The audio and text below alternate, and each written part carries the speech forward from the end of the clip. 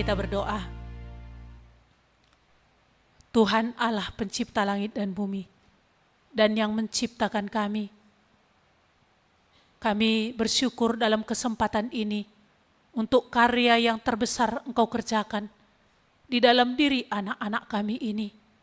Bagaimana Engkau berkenan menyatakan diri, dan bagaimana mereka boleh mengenal Engkau Tuhan, pencipta mereka yang mengasihi mereka. Kami bersyukur untuk apa yang Tuhan kerjakan dalam diri anak-anak kami ini. Kami sudah ada di hadapan-Mu Tuhan. Kami rindu supaya Engkau juga memberkati kami.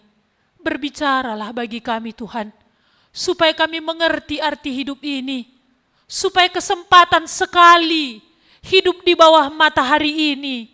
Tahu kami Tuhan, apa tujuan Engkau Tuhan menciptakan kami. Kami sangat memohon belas kasihan Tuhan atas kami turun pribadi lepas pribadi, supaya pertemuan kali ini Tuhan tidak akan sia-sia, tetapi menjadi pertemuan di mana Tuhan akan berbicara dan menyatakan diri-Mu kepada kami. Sehingga pengalaman pribadi kami bersama Tuhan sungguh akan boleh ada. Dan biarlah yang sudah ada pengalaman bersama dengan Tuhan semakin melihat Engkau. Terima kasih Tuhan, segala kuasa kegelapan kami tolak di dalam nama Tuhan Yesus. Dan biarlah Roh-Mu yang kudus semata bekerja di tengah-tengah kami. Terpujilah Engkau Allah kami yang hidup, berbicaralah kepada kami. Di dalam nama Tuhan Yesus kami berdoa, amin. Persilakan duduk kembali kepada jemaat. Yahobu, Horas, ya, mejuah-juah. Iya, hanya itu yang saya tahu. Lebih dari itu, belum belajar saya bahasa yang lain. Sebagai bentuk ucapan sukacita dan sapaan yang mendatangkan hati yang gembira. Iya, shalom untuk kita semua. Iya, hari ini spesial ya. Karena apa? Bagaimana kita boleh mendengar pengakuan dari anak-anak kita. Bagaimana Tuhan menjumpai mereka dalam perjalanan hidupnya. Dalam lika-liku perjalanan mereka. Yang satu cuman kesimpulannya, semua hanyalah sia-sia. Tapi di dalam kesia-siaan itulah Tuhan tadi menyatakan diri. Karena ada yang besar yang Tuhan mau kerjakan lewat hidup mereka. Tentu bukan hanya mereka, tetapi kita juga. Karena bukan kebetulan kita ada di sini, tetapi karena ada yang Tuhan mau nyatakan kepada kita. Baik, mari kita akan mendengar firman Tuhan pada pagi hari ini dari kitab Efesus. Efesus 1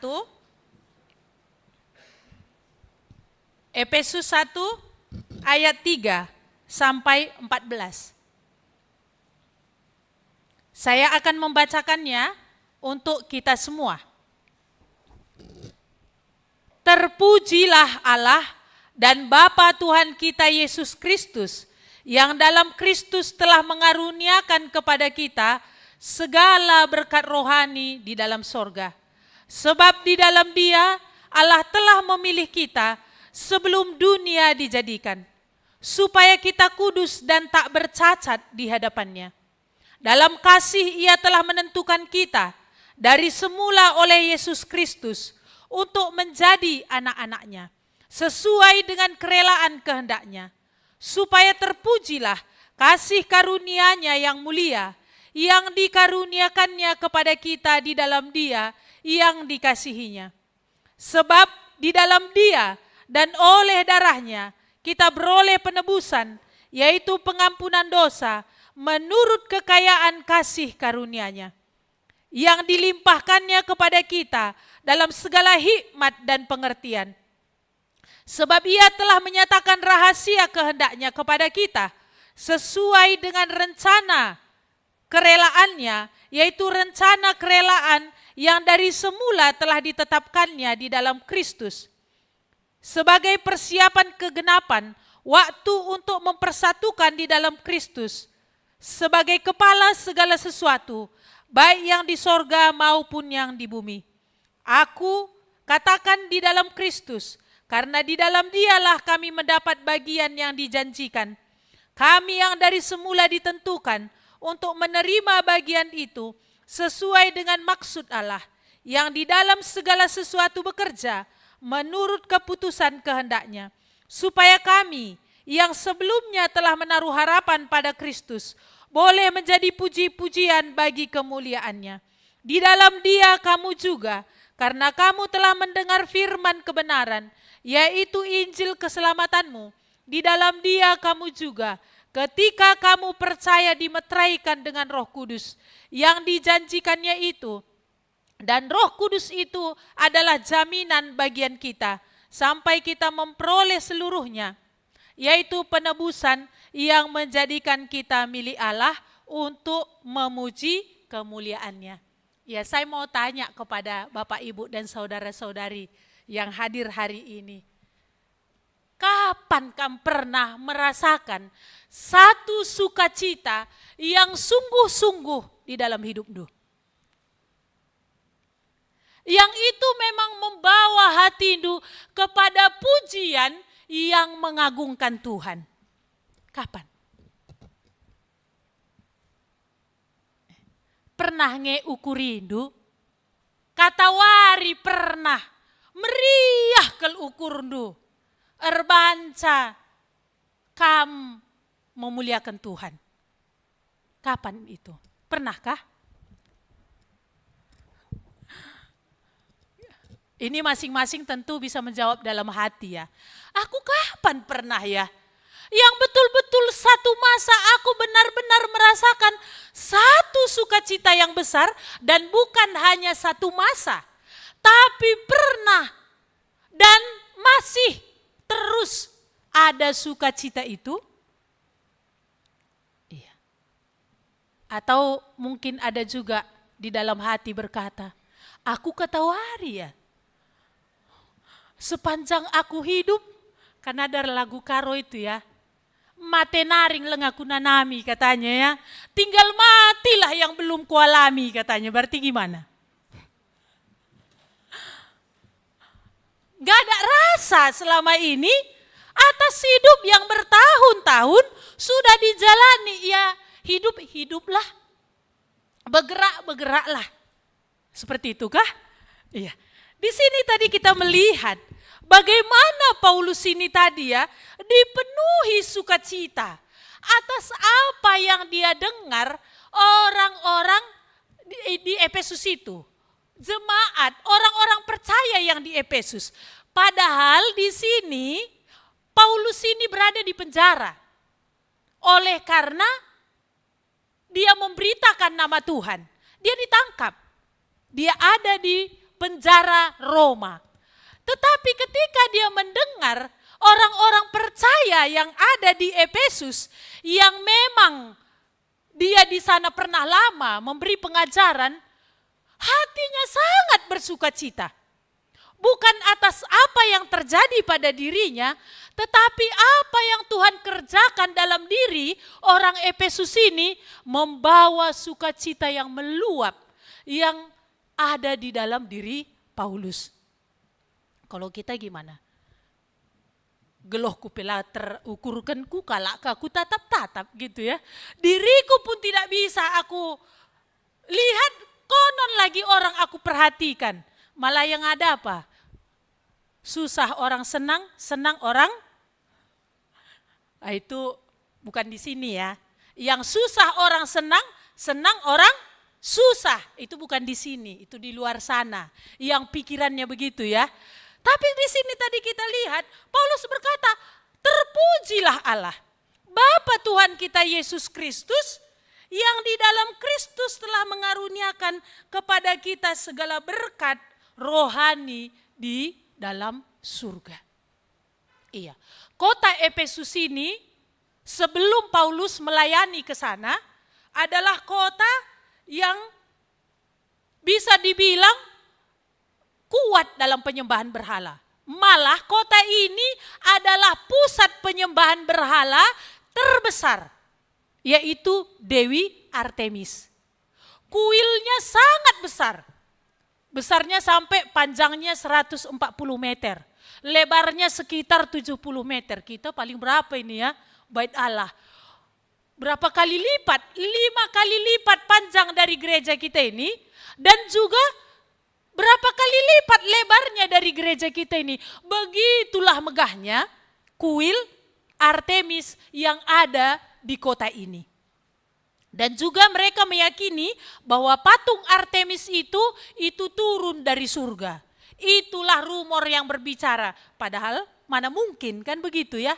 Tapi itulah keyakinan yang diturunkan terus-menerus. Maka bisa kita bayangkan betapa bejatnya Efesus ini. Ini kota terbesar ketiga di wilayah Roma pada zaman itu. Jadi kota ini dipenuhi dengan kebejatan. Percabulan, seks bebas itu biasa. Karena ada di dalam ibadah mereka pun menyediakan namanya pelacuran bakti. Yang perempuan untuk disediakan bagi laki-laki dan juga ada laki-laki disediakan bagi perempuan dan juga ada laki-laki yang disediakan bagi laki-laki. Jadi homoseksual itu bukan hanya hari ini yang begitu maraknya. Tetapi itu sudah ada sebelum pun perjanjian baru. Di perjanjian lama Sodom Gomora zaman Abraham itu sudah marak. Di mana Tuhan orang tidak mau, di mana Tuhan ditolak, disitulah dosa, seks akan merajalela. Di mana Tuhan orang tidak inginkan, disitulah kecemaran itu tinggi. Di mana Tuhan tidak diinginkan, di situ penyimpangan terhadap seks itu akan ada. Kenapa? Karena pasti akan dicondongkan. Karena dosa itu bekerja akan dibawa dan diseret kita semakin hidup di dalamnya. Iya. Kalau satu ruangan yang gelap, ketika diberikan cahaya, dia berkata, aku tidak mau cahaya itu. Bisa bayangkan bagaimana ruangan itu. Tetap gelap. Jadi sebelum pelayanan Paulus ke Efesus ini, keadaan kota Efesus sekalipun maju secara kebudayaan, sekalipun mereka cerdas-cerdas, tetapi di sisi yang lain, benar-benar pikiran mereka tertutup, gelap, sia-sia, bodoh. Kenapa? Karena mereka menyembah apa yang mereka buat. Mereka mengagumi apa yang mereka buat. Mereka tidak mengenal Tuhan yang menciptakan mereka. Mereka seperti merasa seolah-olah mereka beribadah. Tetapi sesungguhnya apa? Mereka hidup dalam kecemaran, tapi kesadaran itu tidak ada. Mereka hidup bergelimang dosa, kesadaran itu tidak ada. Ya bersyukur tadi anak-anak ini ya, walaupun dalam tekanan terpaksa. Ada yang terpaksa karena bibinya membawa ke gereja. Ada karena terpaksa mama papanya membawa ke gereja. Dalam keterpaksaan, terang itu terus diarahkan. Mau gak mau apa? Menyenteri hatinya. Mau gak mau itu dibukakan. Ugakin kue, kan gitu ya. Gimana nya kau ini? Satu sisi, daya tarik kekuatan dosa itu makin menarik. Di sisi yang lain, firman itu sudah menerangi. Ada dilema. Ada pertentangan. Ada perlawanan di dalam pikiran. Satu sisi hatiku berkata, dosa ini nikmat. Walaupun pada kenyataannya aku lihat ini menuju kehancuran. Satu sisi aku berpikir, bagaimana kalau ini diteruskan? Aku mau apa? Hidup ini hanya sekali, lalu akan mati di dalam perbudakan dosa.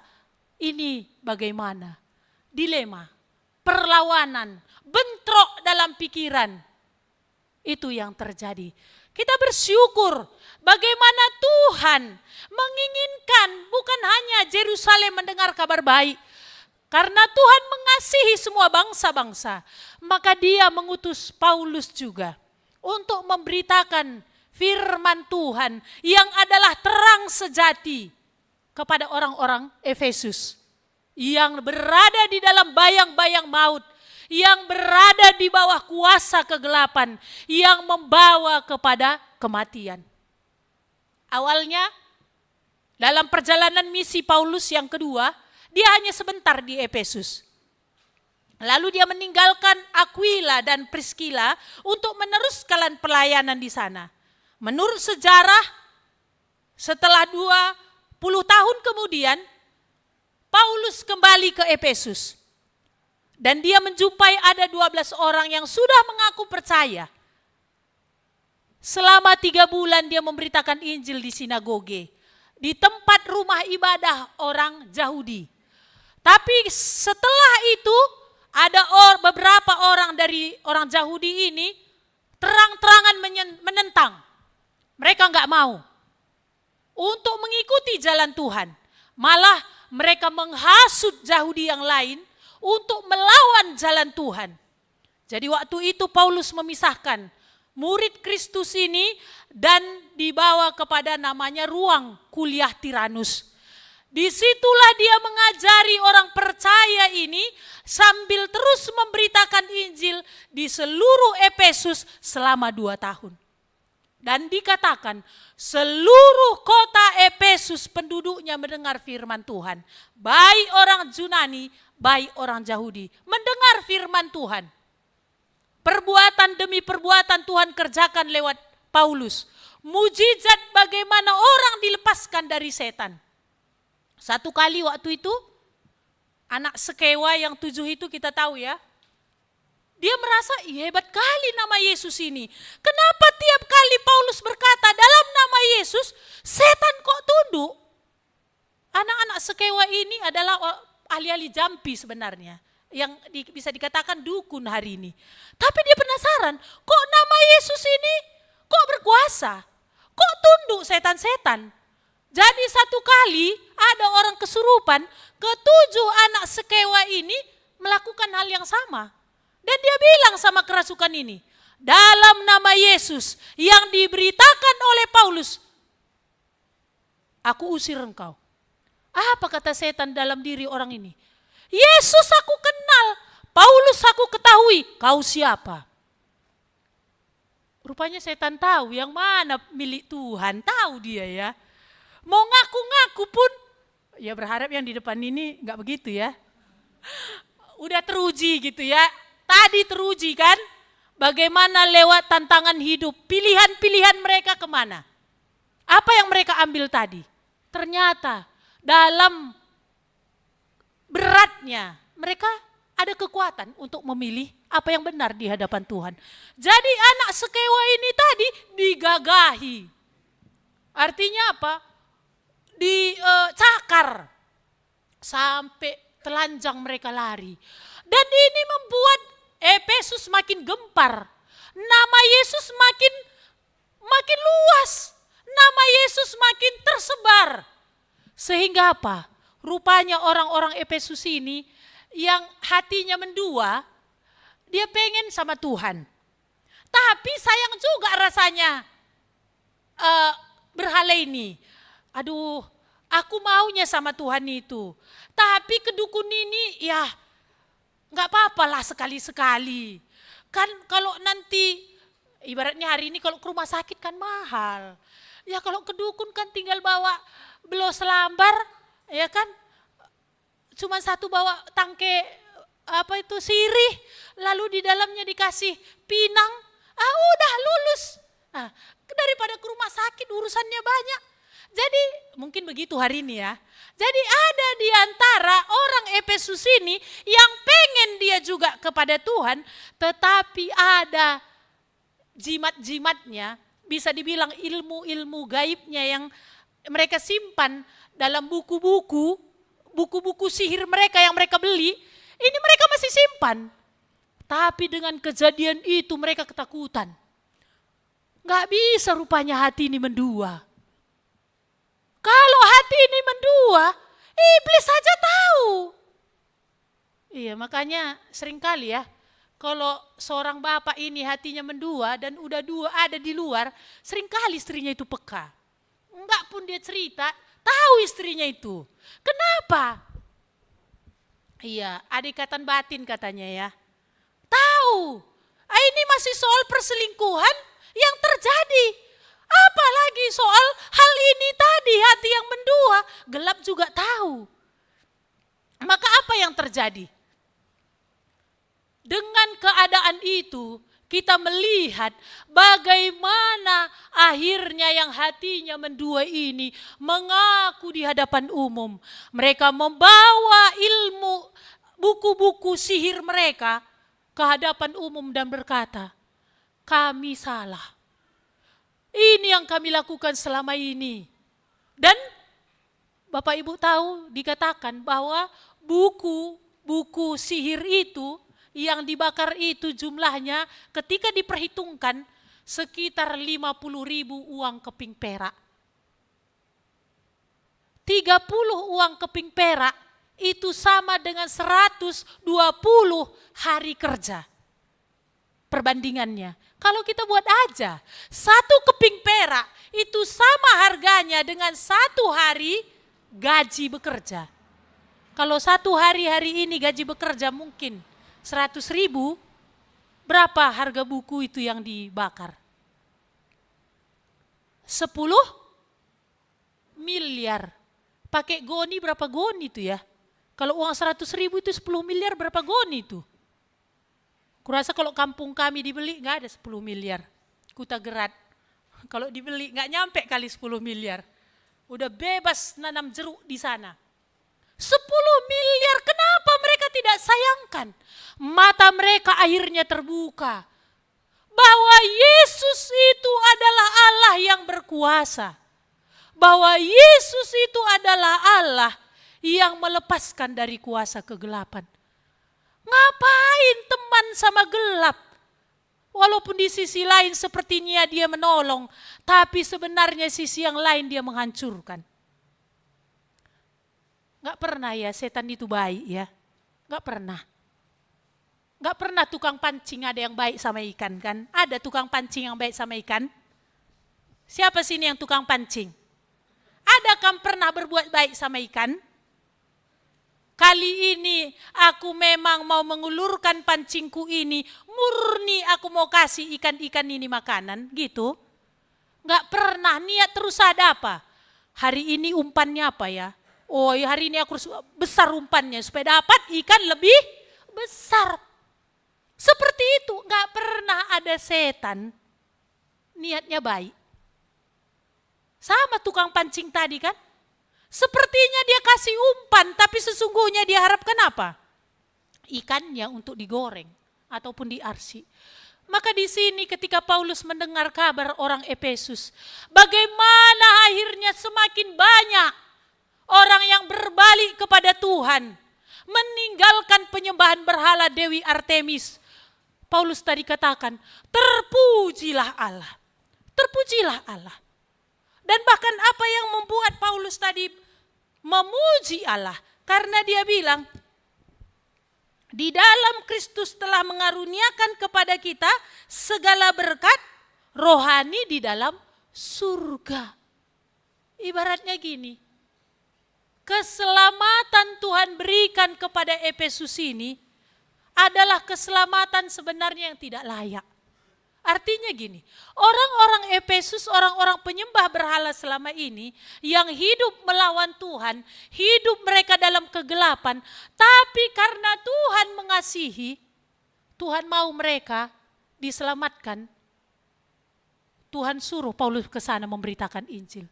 Dan ketika mereka pikirannya diterangi, Roh Tuhan bekerja meyakinkan mereka bahwa Yesus itu mati untuk menebus mereka dari dosa. Di sini kita melihat keselamatan itu adalah murni dari Tuhan. Tuhan yang mengerjakannya. Efesus sendiri tidak pernah berpikir akan hal itu. Tetapi Tuhan mengerjakannya lewat pemberitaan firman yang disampaikan oleh Paulus.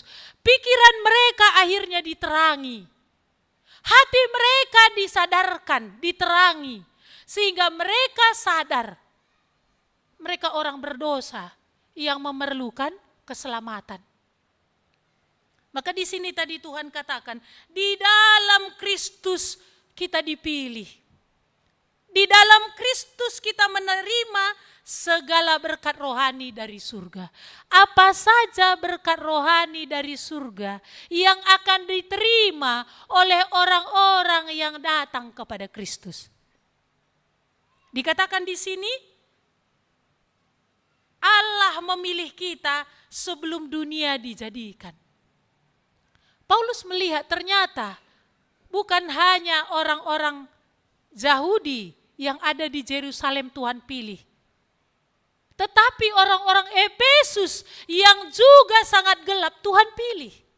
Tuhan selamatkan. Di dalam Kristus tadi mereka diterima. Mereka masuk di dalam keluarga Allah. Mereka masuk di dalam kerajaan Allah. Maka dikatakan tadi apalagi berkat rohaninya. Di dalam Yesus oleh karena kasih Allah tadi mereka dijadikan anak. Anak-anak Allah. Iya. Berarti apa? Karena kematian Kristus, karena pengorbanan Kristus di kayu salib tadi, disinilah hanya di dalam Dialah kita bisa diterima menjadi anak-anak Allah yang akan mulai diperhatikan oleh Allah. Bapak Ibu ada yang sudah menikah dan sudah banyak yang punya anak. Menjadi perhatian Bapak Ibu dan yang terus akan menjadi perjuangan Bapak Ibu adalah apa? Apa yang diperlukan anakku? Maka dikatakan tadi di sini, di dalam Kristus berkat rohani yang Tuhan berikan adalah apa? Kita jadi anak, diadopsi, diangkat menjadi anak yang berhak mewarisi apa yang Tuhan janjikan. Yang mendapatkan hidup yang kekal. Apalagi dikatakan berkat rohani yang Tuhan berikan di sini. Dikatakan di ayatnya yang ke-7, sebab di dalam Dia dan oleh darahnya kita beroleh penebusan, yaitu pengampunan dosa. Kita melihat Kristus mati juga adalah bagi orang Efesus yang hidup dalam penyembahan berhala, yang hidup dalam kejahatan. Kristus juga mati bagi semua kita. Baik bangsa Indonesia, baik bangsa-bangsa lain, semua suku yang ada di dunia ini, Kristus mati untuk kita. Firman Tuhan katakan, karena begitu besar kasih Allah akan dunia ini, sehingga Ia telah mengaruniakan anaknya yang tunggal, supaya setiap orang yang percaya tidak binasa, melainkan beroleh hidup yang kekal. Tuhan mengasihi dunia ini. Dunia yang sudah diperbudak oleh dosa. Dunia yang tahu bagaimana dosa itu akan membawa kepada kehancuran. Akan membawa kepada kebinasaan. Tapi firman Tuhan katakan, begitu besar kasih Allah akan dunia ini, sehingga Ia mengaruniakan anaknya yang tunggal. Jadi kematian Kristus di kayu salib adalah bentuk Tuhan mengasihi kita. Adalah bentuk Tuhan mau menerima kita. Adalah bentuk Tuhan mau berdamai. Firman Tuhan katakan di dalam kitab Roma 3 itu, Kristus Yesus telah ditentukan Allah menjadi jalan pendamaian. Manusia sudah hidup dalam dosa, jauh dari apa yang Tuhan inginkan, dan akan menuju kepada kebinasaan. Tetapi Allah yang penuh kasih tadilah memberikan jalan untuk menyelamatkan kita, supaya kita ditebus, supaya kita digantikan, supaya kita diampuni dari dosa. Anak tadi berpikir kayak mana, ada beberapa tadi berkata ya, dia berpikir kalau aku datang kepada Tuhan, hidupku akan menjadi terkekang. tidak merdeka, dan aku berada di dalam aturan yang bagiku itu tidak menyenangkan. Iya, ikan Tuhan ciptakan merdeka dan hidup, bisa bersuka cita, dia kalau ada di air. Begitu ikan itu memilih untuk loncat dari air, dia akan cengap-cengap, kekurangan oksigen, pelan tapi pasti, mati akan datang. Tuhan menciptakan kita bukan untuk melayani dosa. Tuhan menciptakan kita bukan untuk mengikutkan iblis. Tuhan menciptakan kita adalah untuk ikut Dia. Maka kalau sudah jatuh dalam dosa, inilah ikan yang sudah keluar dari habitatnya. Cengap, mati pelan-pelan. Maka kalau ada tadi anak itu berkata, kalau datang sama Tuhan aku akan makin terkekang. Ini adalah cara setan. Supaya dia tidak datang, syukur. Ada perkataan lagi dalam pikirannya. Tadi ya dia ada perkataan apa? Masa kau bilang datang kepada Tuhan kau gak merdeka? Emangnya udah punya pengalaman? Oh belum. Orang aku saja belum pernah datang sama Tuhan. Kok aku berani punya pendapat datang sama Tuhan itu gak enak? Kapan rupanya punya pengalaman datang sama Tuhan? Belum pernah. Loh kalau gak pernah, ngapain punya statement begitu? Kalau gak pernah, kenapa kau buat kesimpulan seperti itu? Oh iya juga ya. Oh iya. Dan ternyata ketika roh Tuhan berbicara meyakinkan dia, apa yang terjadi? Tidak seperti pikirannya tadi. Justru ketika dia datang kepada Tuhan, karena percaya Kristus tadi mati untuk bayar semua dosanya, apa yang terjadi? Ternyata aku mengalami kelegaan. Ternyata aku merasa senang. Ikan yang sudah kembali kepada air, iya langsunglah kan, berenang-renang dengan bebas. Maka iya, ada beberapa anak kita ini mereka agak gugup kalau ngomong berdua latar belakang mereka masa lalu. Jadi kalau bisa mereka berdiri di sini dan berbicara di hadapan Bapak Ibu, itu sungguh karena Tuhan yang mengerjakan.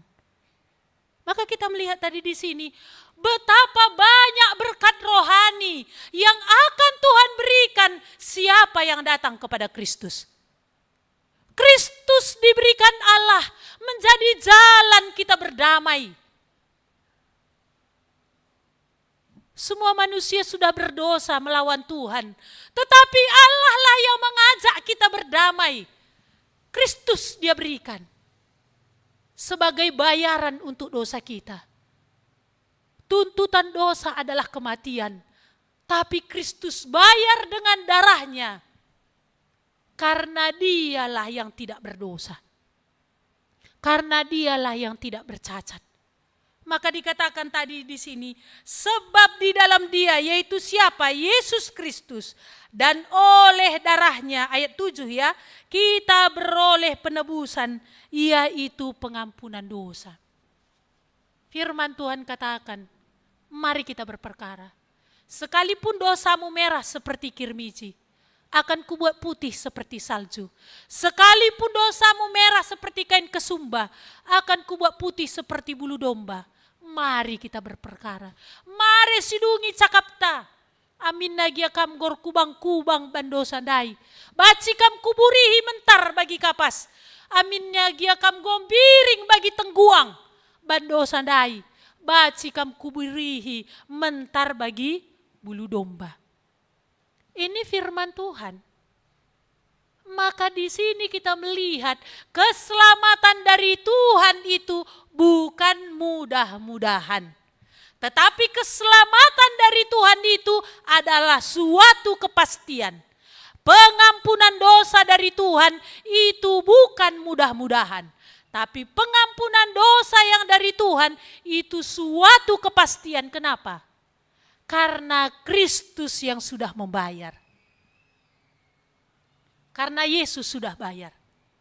Maka inilah yang menjadi jaminan yang kuat mengokohkan hati. Maka di sini tadi dikatakan, Ini berkat rohani yang dari surga tadi. Allah menyatakan kasih-Nya dengan Dia memberikan anaknya yang tunggal. Siapa orang Efesus? Siapa kita? Pernah satu kali seorang perempuannya itu namanya Elizabeth Elliot. Elizabeth Elliot ini adalah seorang istri misionaris Jimmy Elliot, suaminya, yang menjadi misionaris ke salah satu pedalaman yang ada di Amerika Latin untuk orang-orang Indian yang ada di sana. Dalam hati Jimmy ini, orang Indian itu mereka dengar selama ini bahwa orang Indian ini tadi hidup dalam kekerasan, saling membunuh satu dengan yang lain. Ada dalam hati Elliot ini. Mereka butuh Tuhan. Hanya kasih Tuhan yang bisa menghidup mereka dalam kekerasan hidup yang sedemikian. Jadi Jimmy Elliot ini bilang sama istrinya, aku Tuhan gerakkan untuk pergi ke ke Amerika Latin ini untuk orang-orang Indian. Ada dalam hati istrinya yaitu Elizabeth ini. Kok aku ngerasa ya bahwa ini nanti pertemuan kita terakhir. Aku kok merasa ya bahwa kau akan mati. Dan suaminya ini berkata, kalau aku akan mati, apa nanti yang akan kau lakukan? Dan Elizabeth ini berkata, aku akan melakukan apa nanti Tuhan suruh untuk kulakukan. Dia berangkat dengan 4 temannya ke orang Indian ini. Betul, singkat cerita mereka dibunuh di sana, 5-limanya dibunuh. Padahal Elizabeth ini baru melahirkan. Tetapi ada dalam hatinya Tuhan taruhkan, kasihi suku itu. Hanya kasihku yang mereka butuhkan untuk bisa mengubah mereka. Beritakan Injil ini, beritakan tentang aku kepada mereka. Untuk suara itu Elizabeth ini gak bisa tolak. Terhadap orang-orang yang membunuh suaminya, kesanalah Tuhan utus. Kenapa Elizabeth bisa lakukan itu? Dan memang dia pergi bersama dengan istri-istri misionaris yang lain untuk menjumpai, memberitakan Injil kepada orang-orang yang sudah membunuh suami mereka. Dari mana hati yang sedemikian? Kita cakapkan kalak saja penggo si tangkap kerahong neme. Apa kau bilang? Gitu ya. Masih senyum orang yang kurang sama kita. Besok aku gak datang lagi pestanya itu. Udah habis uangku, senyum pun tak ada. Itulah karena aku ini miskin. Tambah dia ya kan. Macam-macam di dalam pikiran. Kita melihat bagaimana mulianya hati daripada Elizabeth ini. Sehingga masih sanggup dia memberitakan firman Tuhan kepada orang-orang pembunuh suaminya. Hati yang mulia itu sudah dimulai dari Tuhan. Maka dikatakan, supaya terpuji kasih karunia-Nya yang mulia. Dia memberikan berkat-berkat rohani ini tadi, supaya terpuji kasih karunia-Nya yang mulia. Iya. Maka kita melihat, apalagi berkat rohani yang Tuhan berikan bagi orang yang datang kepada Kristus. Bagi orang yang sudah melihat bahwa Yesus itu mati untuk menebus dia dari dosa. Dikatakan di ayat 13. Di dalam dia, kamu juga, karena kamu telah mendengar firman kebenaran, yaitu Injil keselamatanmu. Di dalam dia kamu juga, ketika kamu percaya dimeteraikan dengan Roh Kudus yang dijanjikannya itu. Apa berkat rohani yang berikutnya yang Tuhan limpahkan?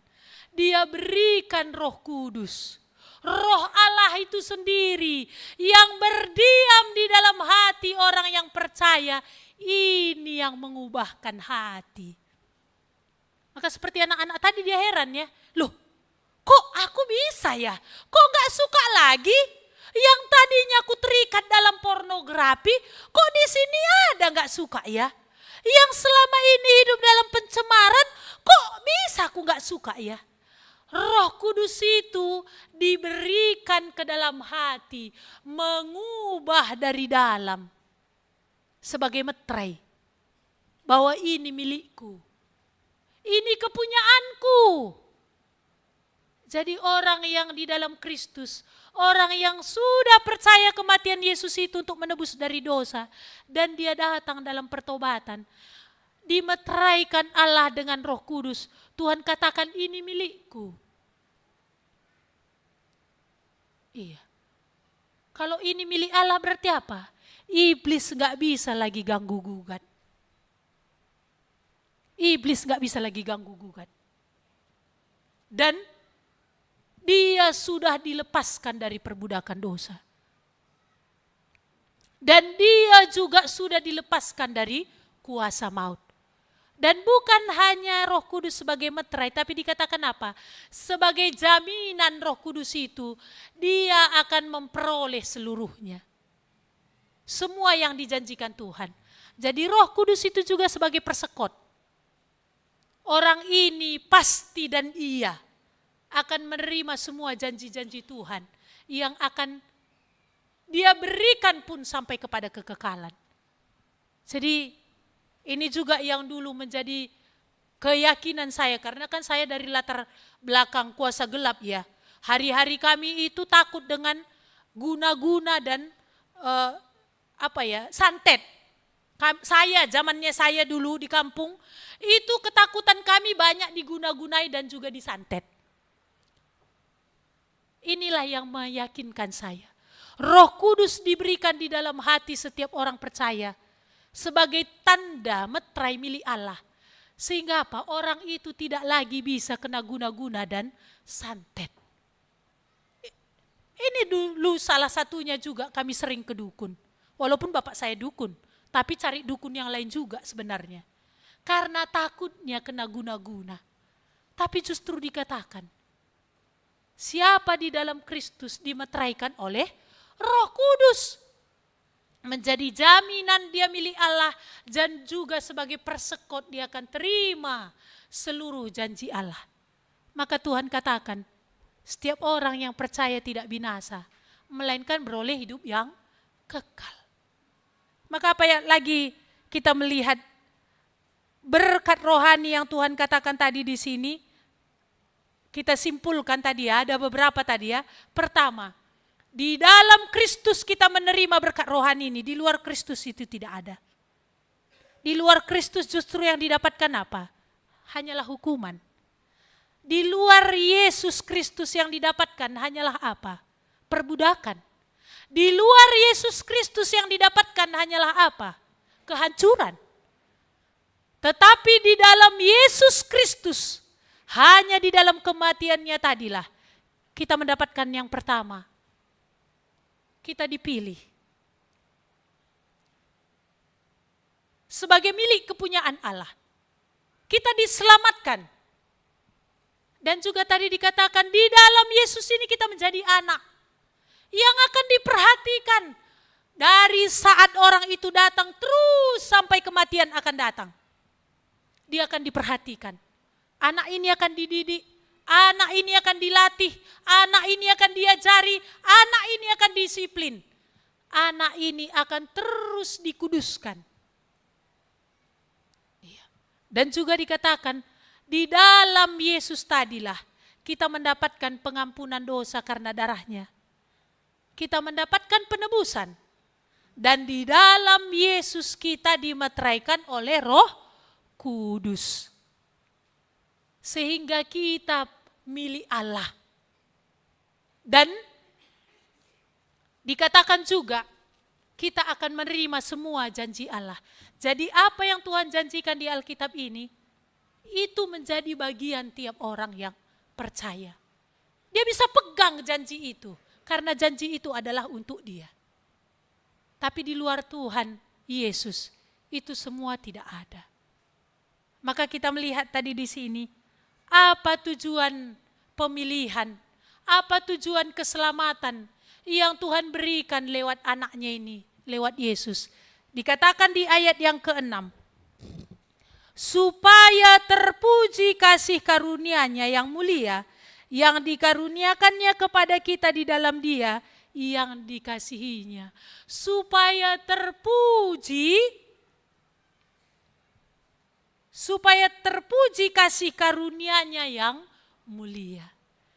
Jadi kita diselamatkan, diberikan berkat rohani ini tadi di dalam Kristus, supaya Tuhan akan mulia. Supaya Tuhan dipermuliakan di dalam hidup kita. Kita dipilih dan diselamatkan bukan untuk menyukakan apa yang kita mau.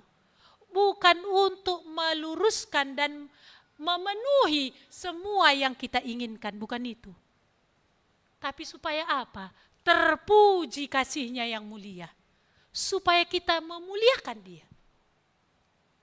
Jadi kalau anak-anak kami tadi ya, ada 6 orang, 2 lagi belum kami dengar.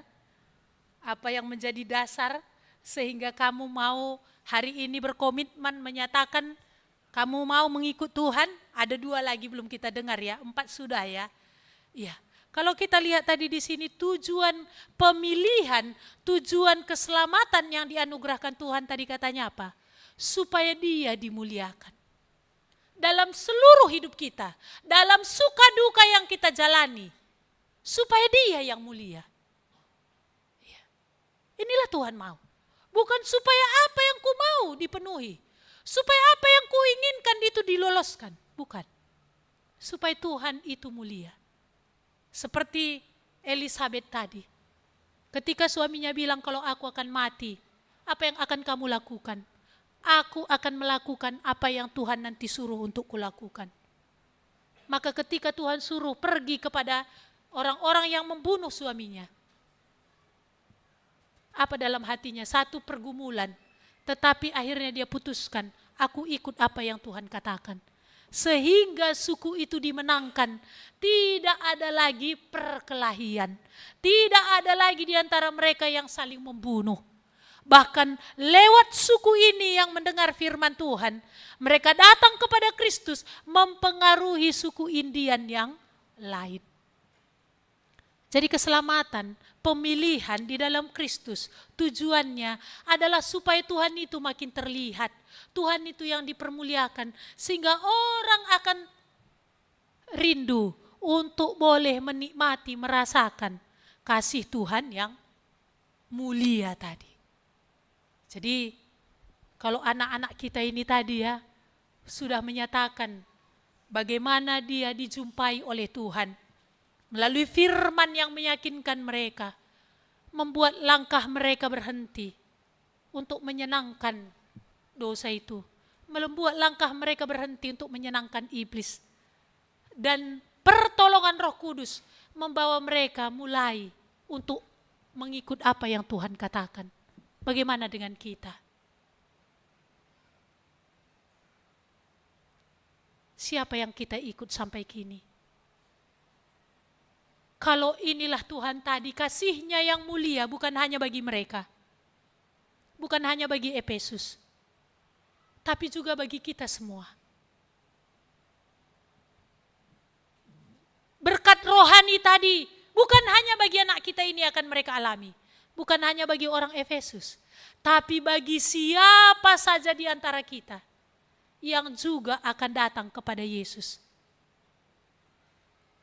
Kita akan mengalami berkat rohani tadi. Kita akan dipilih untuk menjadi supaya kita kudus dan tak bercacat di hadapannya. Kita akan dikhususkan untuk hidup bagi Allah. Kita akan menjadi anak-anak Allah yang mewarisi apa yang Tuhan janjikan. Dan kita menerima penebusan. Kita mendapatkan pengampunan dosa. Dan juga dikatakan, kita diberi Roh Kudus sebagai meterai. Kita milik Allah dan Tuhan tidak akan pernah salah. Walaupun banyak manusia di dunia, Dia tahu yang mana anaknya. Karena Roh Kudus itu Dia berikan dalam dirinya, maka tidak salah. Dan Roh Kudus itu juga akan menjadi jaminan kita akan memperoleh seluruhnya ketika nanti kita berhadapan dengan Allah. Jadi tujuan keselamatan dan pemilihan yang Allah berikan adalah apa? Supaya terpuji kasih karunia-Nya itu yang mulia itu. Maka dalam baptisan anak-anak kita, ini juga mengingatkan kita orang yang sudah mengaku percaya. Bagaimana komitmen kita sebagai pengikut Tuhan? Apakah ada Tuhan mau kita kembali membaharui komitmen? Tuhan mau sebagai pengikut Allah, sebagai orang-orang yang percaya, Tuhan mau tujuan hidup kita apa? Memuliakan Dia. Tuhan mau supaya terpuji kasih karunia-Nya yang mulia itu. Terakhir di dalam penutup khotbah saya ini, ada satu kampung di daerah Marike sana. Kampung ini hanya beberapa keluarga. Tapi kampung ini semua rumahnya, ini bukan Antara ya. Kalau kemarin saya cerita tentang Antara, ini satu kampung di wilayah Marike itu. Benar-benar sama kayak kandang ayam di kampung saya. Seperti itu rumah mereka. Tetapi kehidupan di kampung ini benar-benar bejat. Bisa nanti istri yang recimbang mereka bisa ganti suami. Yang A ini menikah sama si B. Si B ini punya adik laki-laki namanya C. Si C ini menikah sama si D. A sama D ini kan ipar. Kan gitu ya, cimbang. Karena suami mereka saudara. Tapi akhirnya apa? Mereka tukar pasangan. Dan tetap di kampung itu sama. Aneh, luar biasa. Padahal kampung itu gak nyampe 30 kakak. Tapi mau begitu. Nanti ada yang sampai seperti itu berubah. Artinya suaminya ada lagi nanti. Sama yang lain melakukan perselingkuhan. Seperti itulah. Dan satu ibu ini, suaminya yang sekarang yang adalah ternyata abang suaminya, abang mantan suaminya, ini adalah suami yang keempat yang sah. Suami yang keempat. Satu kali ibu ini, entah dia kah waktu itu sakit atau saudaranya yang sakit. Jadi ada satu kebaktian waktu itu di rumah jemaat di Kuala. Dia mendengar lagu. Lagu ini bercerita bahwa apa? Tuhan Yesus mengasihimu. Tuhan Yesus mengasihimu. Nama Yesus gak asing bagi dia. Karena secara KTP dia Kristen. Dan ketika lagu ini, syairnya salah satu, Tuhan Yesus mengasihimu, dia mulai mendekati rumah ini. Dan dia duduk di bawah jendela daripada rumah di mana ada ibadah. Orang percaya memang ini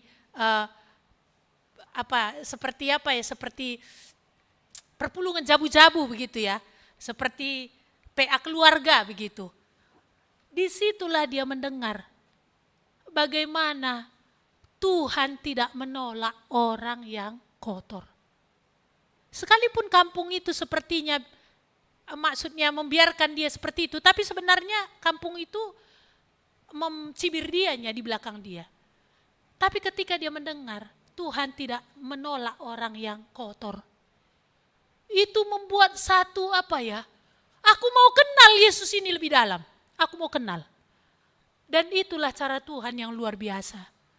Ternyata ibu ini bertetangga dengan saudara orang percaya yang kemudian ini diperkenalkan dengan hamba Tuhan. Ibu ini belajar firman Tuhan, mau belajar firman Tuhan. Lama memang dia belajar, baru ngerti. Awalnya gak ngerti-ngerti, lama-lama firman Tuhan itu sedikit-sedikit mulai menerangi hatinya. Dan singkat cerita, ibu ini sampai kepada keyakinan, Yesus mati untukku. Sekotor ini pun aku, Yesus sudah mencurahkan darahnya untuk menebus aku. Dan ibu ini diyakinkan oleh Roh Tuhan datang. Lewat dialah, akhirnya bukan hanya kampung itu dimenangkan, kampung sebelahnya dimenangkan, beberapa penduduk di sana, sekarang sudah ada berdiri GKMI di sana. Kita melihat, hanya Kristus yang bisa membawa perubahan. Hanya Yesus yang akan membuat hidup kita berubah. Hanya di dalam Yesus kita akan menerima seluruh berkat rohani yang diberikan oleh Allah. Mari kita berdoa. Ya Tuhan, kami bersyukur hari ini kami mendengar bagaimana Engkau mengasihi setiap orang. Seperti apapun keadaan orang itu hancurnya, seperti apapun buruknya, seperti apapun dosa itu sudah mencengkram, dan mungkin tidak ada lagi yang tersisa di dalam diri yang baik itu.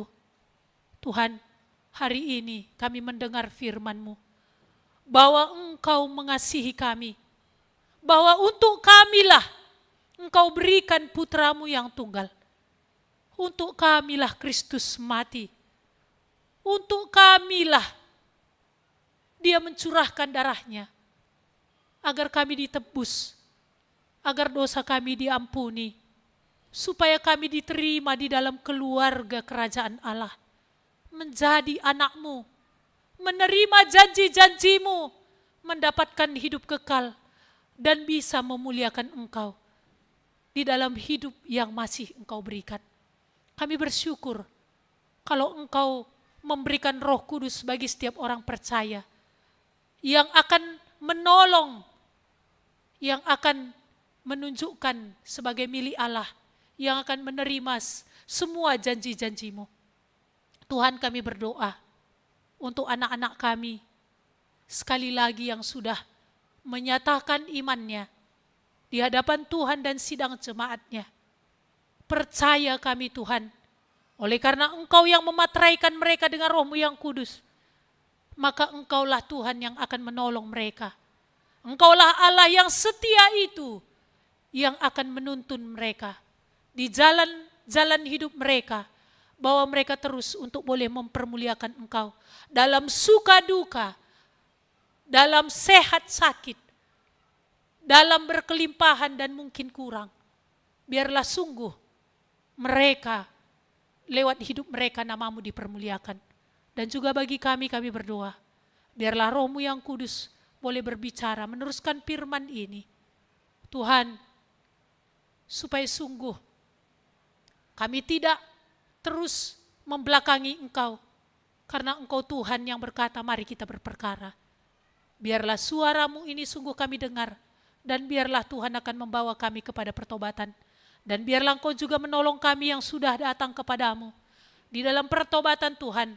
Biarlah kami juga boleh melihat komitmen kami hari ini, dan juga boleh membaharui komitmen kami untuk mau memuliakan Engkau Tuhan dalam perjalanan hidup kami ini ke depan. Terima kasih Bapa, terpujilah Engkau Allah kami yang hidup. Di dalam nama Tuhan Yesus kami berdoa. Amin.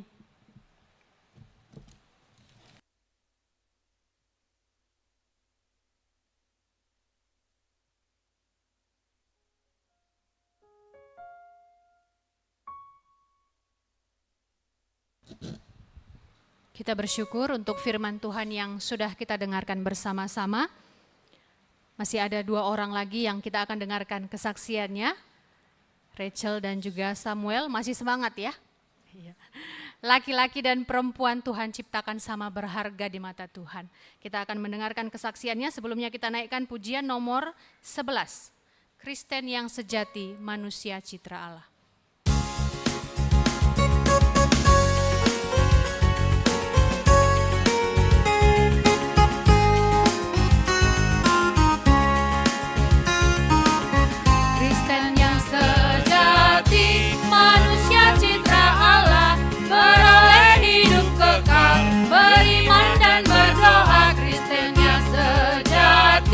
Dipimpin firman Allah, mutiara mahkota Allah.